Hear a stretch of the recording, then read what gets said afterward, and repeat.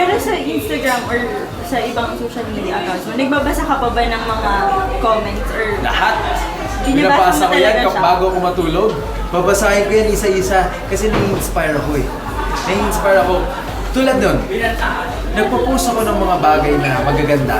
Kaya ang comment laging maganda. Wala akong... Iilan lang. Hindi naman mawawala yung mga negative comments. Iilan lang. Kasi ini-inspire ko sila. At bumabalik sa akin na nai-inspire nila ako.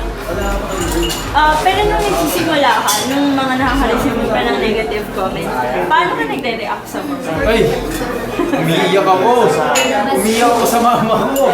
17 years old pa lang ako noon. 16, 17 years old. Batang-bata pa ako. Bata pa naman ako.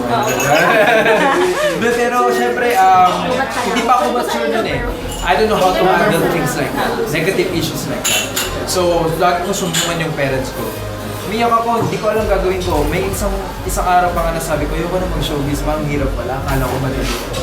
Grabe pa lang. Ano naman yung advice ng parents mo sa'yo when it comes to handling those? Sila kasi yung parents ko kasi kung ano yung gusto ko, yun yung binibigay nila.